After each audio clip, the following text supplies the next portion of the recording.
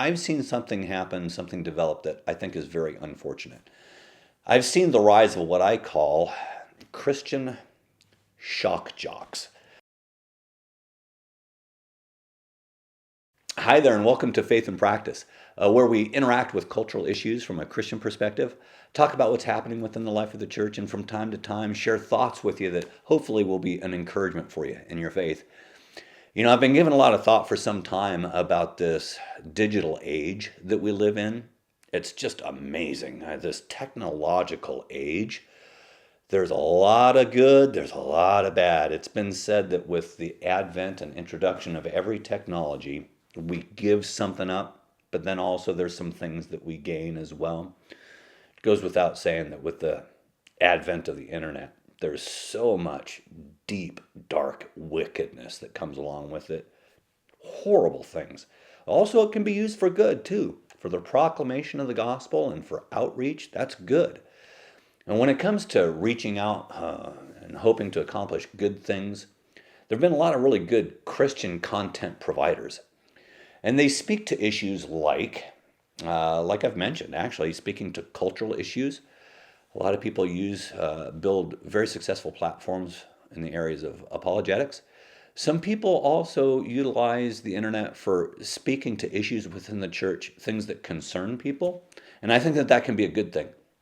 However, as we take this message to online, a question arises to the minds of a lot of people, and it's this. What is the most effective way to communicate things that people value as being true? And I've seen something happen, something develop that I think is very unfortunate. I've seen the rise of what I call Christian shock jocks. What is a shock jock? A shock jock is a person who says things that are very shocking, very provocative. They can have a tendency to be bombastic, just that, provocative. A prime example of that is one of the most well-known secular shock jocks is Howard Stern, very provocative, very controversial. However, it's very effective for garnering audiences, isn't it? It's effective for getting people's attention. That can be a problem.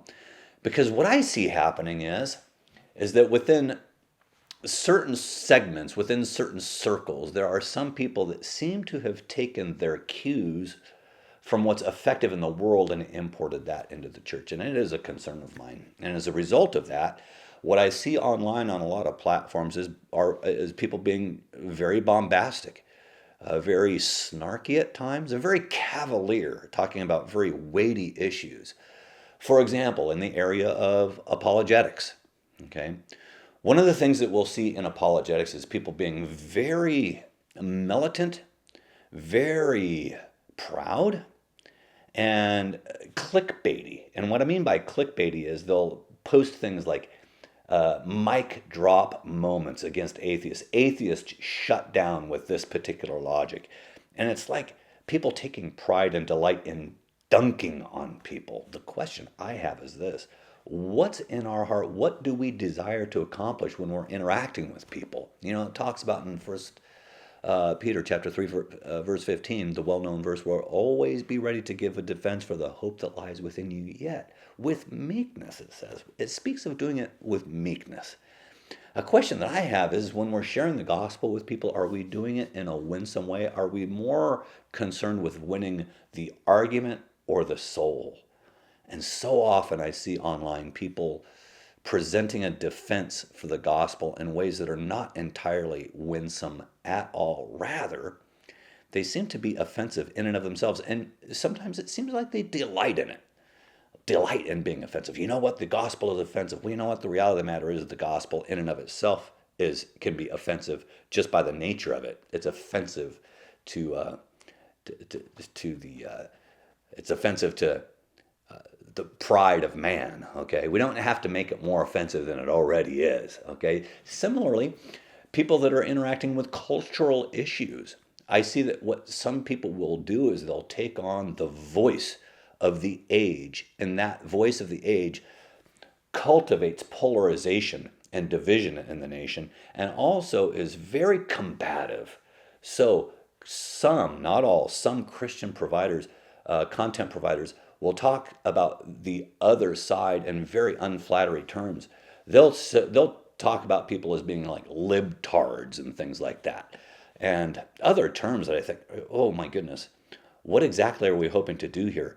Unfortunately, oftentimes it's to increase the clicks. Okay. Similarly, another issue that's often addressed is what I see as being just gossip. And here's the thing. It's not always gossip. Sometimes what will happen is it's known that sometimes leaders will fall. They'll have moral failings, and then people will almost, it seems, take delight in quickly being one of the first online to report on those things, almost like it's or Christian Entertainment Tonight or Christian TMZ or something like that. And they'll report on it in a way that is very cavalier and almost like they're delighting in it. And it's just a bizarre thing to me. There are Christian content providers. I almost had a tendency to name some examples of this, but I'm going to prevent myself from doing it. I'm not going to do that. I'll just say this. Unfortunately, I think that it is more the norm than the exception. I think there's more of that happening than the good examples. What I will do is this. I'd like to mention some good examples, some people who I think are really doing it well that I think highly of.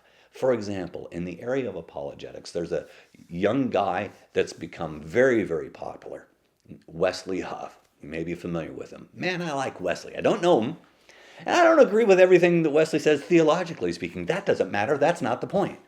But what he is, he's very sharp. He's very articulate, very scholarly, and he's very personable with people. You know what? He's just a real person. He's just a real guy with people. He's been on a lot of secular podcasts and stuff, and I think he's a good representation. He's got a good posture about him. Someone else that comes to mind in the area of theological issues, historical church issues, is Gavin Ortland. And he will interact with people that he does disagree with, but the way that he disagrees with people is very cordial. He's got a very gracious spirit, and he doesn't do so in a way to divide, and I think that that's a good example. And when it comes to talking about matters of the church that are concerning, as far as some churches' practices and the failings of some people that really do need to be that we need to be aware of. Mike Winger does some great work in that, very thorough. But you know what? You can really tell Mike does not like doing that. It's not something that he enjoys. And whenever he's talking about someone's moral failings or holding public people accountable, he always does so really hoping that they would come to repentance. And I think that's a good thing. You know, it says in Galatians chapter 6, verse 1, when you see a brother overcoming the sin, restore such a one in a spirit of meekness. There's that spirit of meekness again.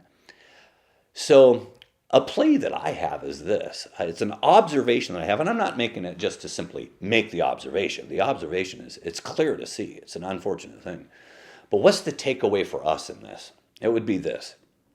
First of all, to the very few Christian content providers that may see this, I'm just a small channel here. By the way, here's what I know, okay? I'm just a small channel. I've had this channel for like 16 years, and I didn't post for years. Until recently, I hadn't posted anything for like 5 years. And as I plan on posting more, I know what I can do to get more clicks. I know that I can feed in to some of that drama. I know that I can be more bombastic like the other people are doing, because, you know, for one reason or another, and I think that this might speak something to our heart, for one reason or another, it draws people's attention, and it does. It catches our attention. I think that that's unfortunate, but it does. I know that I could talk about all those things in just the same way and grow this platform more and grow it quicker. That's not my heart. I want to make it clear. If you subscribe to the channel, that would be wonderful. I'd be delighted about that. It'd be wonderful to have you follow along in this journey, but I'm not going to go down that road to do it. I've decided I'm not going to do that. To the Christian content providers out there, I really do want to make a plea. Let us be thoughtful, okay? Let us be thoughtful. Let us be mindful in how we represent ourselves and how we represent the Lord, okay? If we're talking about apologetics, if we're reaching out to atheists, if we're defending the faith, let us do so with love and compassion, not with a fundamentalist type of posture. And I speak of fundamentalism as a posture. Let us do so with meekness. If we're going to be correcting concerns that we see in the church, I would hope that we would do so in love, that we wouldn't be so cavalier about it. Some people can be very snarky about that and start to mock people of other practices. And I don't think that mocking will advance our cause. If you're talking about cultural issues, I would encourage us to be thoughtful and mindful about not diminishing or demeaning other people, but again, to have a heart of compassion. Now, if you're Christian viewing, I want to encourage all of us to be thoughtful and mindful about the content that we're taking in.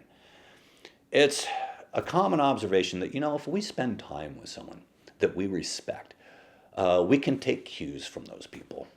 And that can happen online as well. We can have a tendency to think very highly about someone, and because we like those people, we can take cues from them and emulate some of those things.